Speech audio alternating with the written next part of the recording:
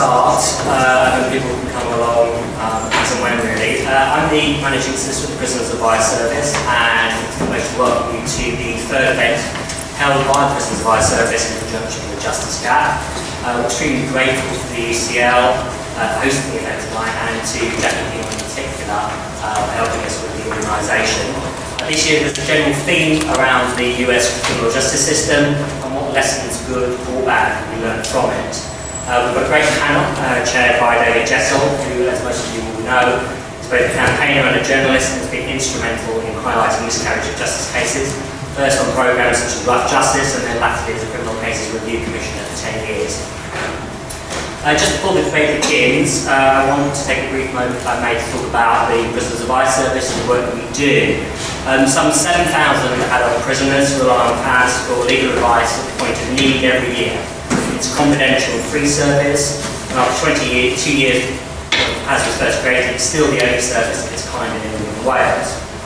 How we provide the service is through a combination of telephone advice lines, correspondence, outreach clinics in both the male and female estate, and taking on individual cases. Much of the work we do is pro bono, but we also rely to a significant degree on legal aid contracts, which we hold in both prison law and public law. And that allows us to assist and litigate on behalf of prisoners and for standing up for their rights that they still retain despite their imprisonment. Through publicly funded work, we've obtained a place in the mother and baby unit for a pregnant woman, so she wasn't separated from her baby when it was born. And this was after she'd initially, as it turned out, unlawfully been denied such a place by the prison service. This ensured that a severely disabled foreign national prisoner was able to obtain reasonable adjustments to his cell and provision of service that meant he was able to physically leave that cell and engage in some sort of purposeful activity such as the gym. This allowed us to successfully challenge the exclusion of a licensed prisoner from completing an external degree course, something that he'd been refused simply by his continued maintaining of innocence. Legal aid has also meant that we've been able to argue for changes to whole areas of prison service policy, often affecting hundreds and sometimes thousands of prisoners. Arguments and changes that are then adopted by the prison service itself, which only ever come about as a result of direct litigation being taken. A recent example of that was a High Court ruling obtained around childcare through settlement leave, and the factors that the prison service should now do take into account when considering whether prisoners, both male and female, who remain the primary carers of young children, are suitable for overnight and day release from prison in order to look after them. As most of you will be aware, legal aid funding faces dramatic cuts. It will have a significant effect on fundamental principles of justice, and which in my view are applicable to any country which wants to describe itself as a democracy, namely the rule of law and the equality of arms between an individual and the state with all its resources. None of the cases that I just talked about would be eligible for public funding under the new proposals. Certainly PAS is not intended to change the high quality of work we do, and irrespective of the cuts, we will continue to answer all calls and respond to every letter sent from prisoners, to try to challenge unfairness, continue to assist and advocate on behalf of those in prison. What will change, however, is that how we find the money to do this, as the reality is that the majority of what are often complex and disputed legal issues will currently be taken out of scope of legal aid and funding, requiring us to do these cases without any means of being paid for them at all. Given we are determined to remain independent of any statutory funding, we will be increasingly reliant on fundraised income, for which there is both a lot of competition and a decreasing number of organisations and individuals able to fund such work. So in terms of the pitch tonight, first and foremost, we hope you enjoy the debate. We also hope that we raise your interest in the work that we do, and if you're interested in finding out how you might be able to help ensure the vital work that we do continues, then please come and talk to people who are involved with PAS and to the work at the reception afterwards. Thank you. Thank you very much indeed for asking me to chair this session on business advisory centre for the award-winning Justice Gap. If any of you haven't gone onto the Justice Gap website, you really should. It well deserves its talk about the American prison system, comparing it, contrasting it with what might happen to the health of the British one. In these days of sort of right-wing revivals, political turmoil, imminent elections, referendums, the rise of the swivel-eyed tendency, it seems quite a germane issue to be addressing the fate of the health of our prison system. always thought it's the job of the chair not to say anything, especially in company of such a great panel. Except I'll introduce them, I'll ask them to talk for a bit, I'll ask them then to talk to each other, then I'll ask you to talk to them. So let me introduce the panel first. Harold Tullow is human rights worker, background in Israeli-Palestinian relations, now a criminologist at Oxford, author of a chilling book, Supermax, Controlling Risk Through Solitary Confinement, at the real sharp end of the American penal system. Hamza Hassan's brother knows that end very well. Hamza Hassan has spent 6 years in detention without charge in the United Kingdom, but extradited to the United States, but he's still awaiting trial and solitary confinement in one of those Supermax prisons. Stan Smith, founder of Reprieve, best known for, of course, for his death penalty interventions. So I noticed you've become interested in things like cooperation with drones, and perhaps that growing nexus between the American and British way of doing things might come out of this conversation. Ian Podmore, 25 years in the prison service, governor of 3 prisons, Belmarsh, Swaleside and Brixton, which he transformed from the worst performing prison in Great Britain to one of the best. Also out of sight, out of mind, why Britain's prisons are failing. We paint a picture of a fundamental system in another. Judge John Samuels, on the far left there, retired circuit judge, has links with the parole board, with the probation service, with the Howard League for penal reform. In fact, he's kind of the sort of judge who, well, I hope you come up in front of, especially if you were guilty. One of the nice things about Judge John Samuels is when you Google him, the first hit you get from Google is Judge John D. Ian Birrell is a former deputy editor of The Independent, speechwriter for David Cameron. Don't deny that. A recent article you wrote in The Guardian revealed that in one part of the world the offending rate is going down, the incarceration rate is going down through the promotion of enlightened penal policies. Texas, yes, what's happening apparently in Texas. Well, we have about 4,000 people back up tonight. Our population apparently needs looking at more than any other country in Western Europe. The United States, however, 5 times as many per head of population need to conditions which can often be seen as bordering on the cruel and unusual. Let me start then with Hassan and ask you first to describe, because your brother, as I said, has been in under both jurisdictions, to describe the conditions he's in now in the United States and perhaps contrast those with what happened in Europe. Yeah, it's a very sobering fact that the brother I shared a bubble with is now in a United States Supermax in pre-trial solitary confinement. There's been nothing to compare the trauma and discomfort on a daily basis.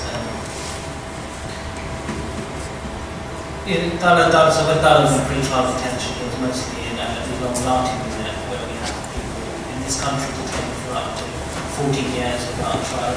Dalla was detained for 6 years.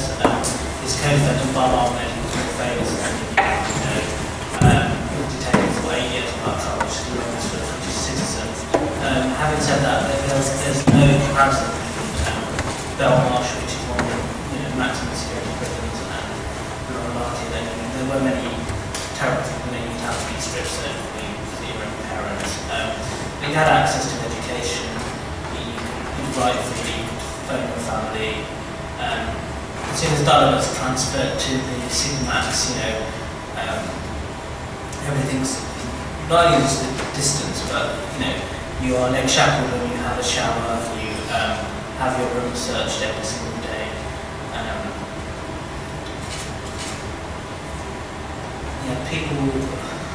50% of suicides take place in solitary confinement in the United States, and that's according to their own statistics.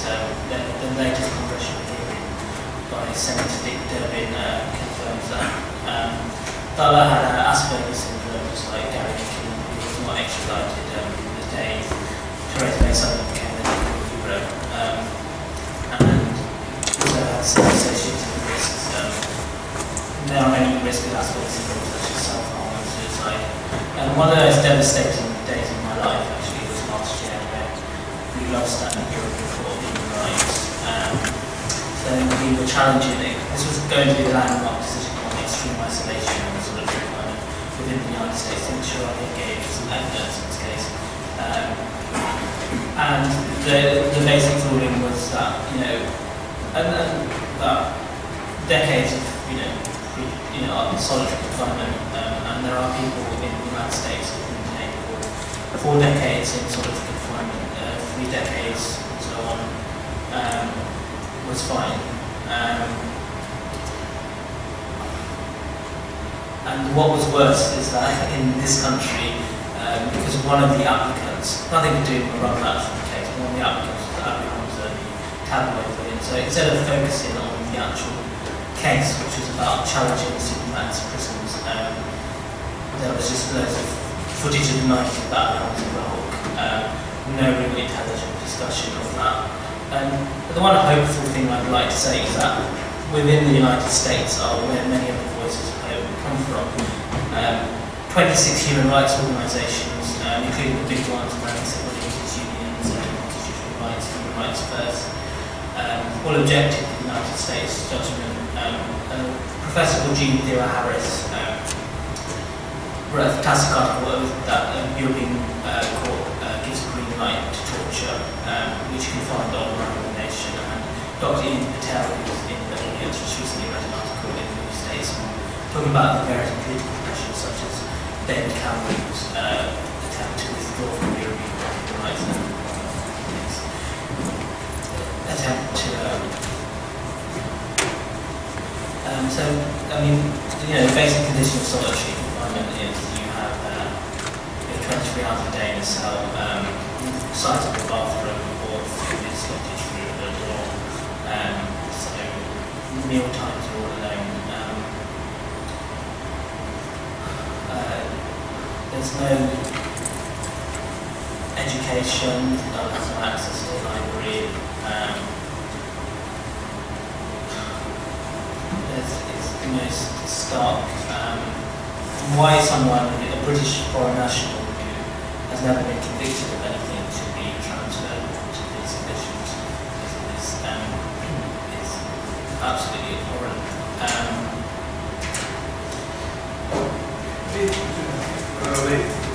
Come back to it, but Shannon, you've been, as I say, the deep and far end of this US custodial experience. Can you read across what's happening at that extreme back into the whole experience? Yeah, sure, thank you. First of all, Supermax is very much part of the whole atmosphere and what's happening, has been happening in the States in the last 20 years or so, mainly to incarcerate as many people as possible and to lock them up in as extreme conditions as possible. And Supermax is sort of the most extreme version of this. Perhaps I can talk a bit about what Supermaxes are in more general terms. So first of all, numbers. Nobody knows exactly, but okay. Well, first of all, we've got between 80 to 100,000 people in solitary confinement in the United States generally. Of these, between 25 to 30,000 people, that's more than the total prison population of Australia, are in prolonged solitary confinement. By prolonged, I mean anywhere between several months and decades. Indeed, we've just heard of Lennon Wallace, who is celebrating his 40th year in solitary confinement in Angola prison. What does it mean? 23 hours a day in a small, often windowless cell with very few personal belongings, no access, as Hunter said, to work, education, or human company. Sure, people can, as European Court noted, communicate through shouting to each other and using ventilation rules, but they can't have any meaningful human contact. It also means frequent body and cell searches, sometimes with the assistance of dogs and tear gas. It means hand and leg shackles whenever outside the cell. It means petty prohibitions, which can include anything from slippers to calendars to lip balm and to family photographs. Officially, these prisons are aimed at the worst of the worst, but in practice what we find in these prisons, and I have to say that in this sense, solitary confinement in this country and elsewhere is not that different, because the scale is much worse in America. Which is to say, you find COVID prisoners, you find jailhouse lawyers, you find people from racial, ethnic and religious minorities, and you find many people with mental health problems, up to a third in some states. And those who are not mentally ill when they were placed in solitary confinement may very well become so as the mental stress of being isolated from other human beings becomes intolerable. Again, as Hamza said, self-harm and suicide are rife, although I would like to add that it's not easy to kill yourself in supermax. They take very care that state property or the federal government's property is not harmed in any way. And of course, maintaining these levels of security is very expensive. And another thing to say is that the sufficient level of controlling violence, to make the worst of the worst, by isolating them, the facts doesn't stack up. Recently, that actually shows that states that reduced the use of solitary confinement in the last 2 years have experienced a very significant decrease of violence. When you say they were being sent to prison to be punished, yes. as a punishment? They are sent to prison to be punished seriously and irreparably. People come out different. So my lesson, if I can use a catchy phrase, my lesson from America is that the supermax prisons are excessive, ineffective, expensive, and intractable bad. Ian Plumway, a British perspective here. Do you feel there's anything in the language of penal policy, in the attitudes, whether it's privatisation or whatever, that represents a drift towards, marginally towards this way of John Paul. So John, sorry. I think it's interesting to reflect on prison cultures and prison jurisdictions across the world. I think literally, metaphorically, have spent many years digging themselves a hole, and that is about obsessions with security.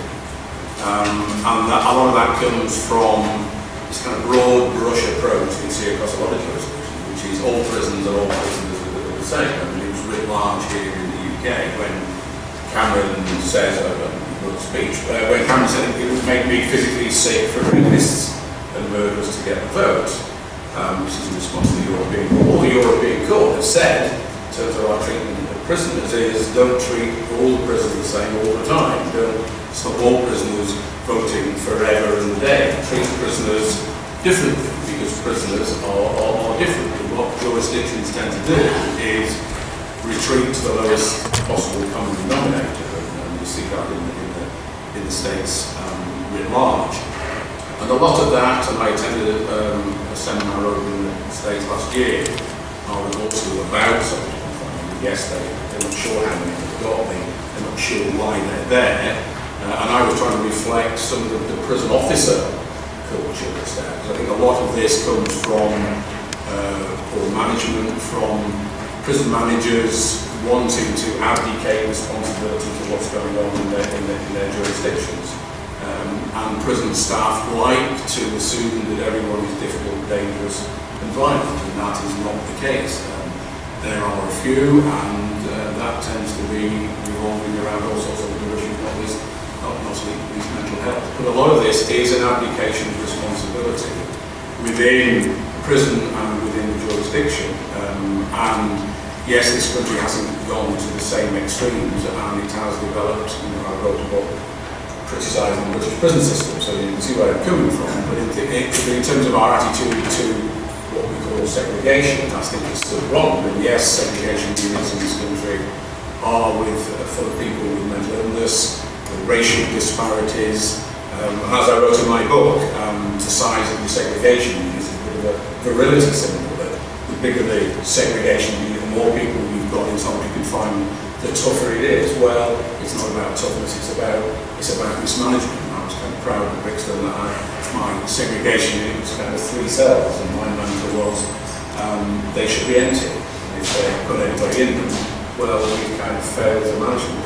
But I kind of worry the road we're going down, and it's about how we run prisons. Do we run them by coercion or cooperation? And solitary confinement is the ultimate end of a coercive prison system. And I think the coercive prison system, as exhibited by solitary confinement, is inhumane, all the things we know. But it's also very, very expensive, and I think some of our politicians need to understand that if you're moving down the road of uniforms and no TVs and all this mantra, and you're moving towards a coercive public order, then you best get a checkbook out, because it's an expensive way of treating people inhumanely and badly. I was going to ask about politicians. I mean, your ear is close to the ground than mine on this issue, but I don't hear a squeak about prison policy from any of our mainstream politicians. Perhaps we will when the election comes up. There's a sort of intellectual void there. Well, there's certainly an intellectual void, but I think there is certainly. I disagree with you. At the moment, there's politics going on. I mean, at the moment, It's about tenants, though. It's about privatisation. Well, at the moment, it's about who's going to replace Cameron. I mean, at the moment, you have May and Grayling fighting for position to replace Cameron when he loses the next election, and they're doing it around. Certainly, Grayling's doing it around the criminal justice system. He's talking tough. He's had some wonderful headlines in the papers. You know, he's died and gone to heaven. When the next election comes, if they win it, he's not going to be Secretary of State for Justice. May or may not be government. He doesn't really. Politicians don't really care about what they're responsible for. I say at the moment, they're just about their next place up the greasy pole. And I think there is no intellectual growth. I think there's no. They're political footballs, prisons across the world, and they need to wake up and smell the coffee and actually realise that. I describe politicians in this country as playing kerplunk with the prison system, gradually putting out the straws. They did it throughout the Blair government, Grayling's doing it, and okay, that's fine. We have another cold summer, we might get away with it. But one day, someone's going to pull that final straw out, and we need to be careful. Judge Samuels, your experience as one of us, a penal optimist for the Howard League and Parole Board and so forth, do you share any of this pessimism? Well, the first thing I'd like to say is that I pay my own tribute to Matt Evans, a particularly learned lawyer, any particularly learned lawyer, and spotted reading a question on 50 paces. The title of this debate, if you look at it on your paper, encourages, of course, a resounding no. However, when he got me wrote Dear's principle, he assumed that I was once a competent barrister who found it easy enough to argue the unarguable case. So I was put into the small team to bat for the bad guys. By a modest tweak of the title of this debate, are there any lessons to learn from the US criminal justice system? I'm going to suggest that the answer is yes. And that is despite the fact that the incarceration figure in the title errs wildly in favour of the administration. As of April 2013, as recorded by Pat Nolan, the American Director of Justice Fellowship, in his seminal paper for IPPR, which I commend to all of you, the figure was over 2.3 million. I've been limited to 3 minutes, so I will confine myself to 3 points, and I may be able to elaborate on in the debate. My first point is that the economic costs of incarceration alone have encouraged the conservative right in the States to challenge the reason for such widespread use of imprisonment, when the alternatives, with provably improved outcomes and at significantly lower costs, are achievable. Second point, a focus on only those who need to be locked up actually liberates resources to rehabilitate those capable of change.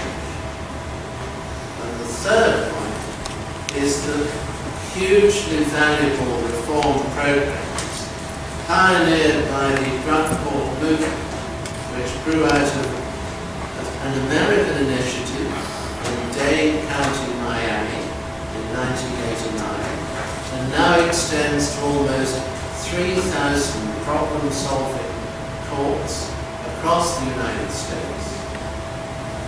That movement evidences the change which a society sick and tired of the panacea of incarceration have made and will continue to make. Thank you very much. Ian, happy to pick up that point with the accessibility. Sure, well, I write a lot about health service. Whenever I do it, I criticise the NHS. People always say, so do you want the American system? To which the obvious answer is always no, because it's unlimited, it's expensive, and doesn't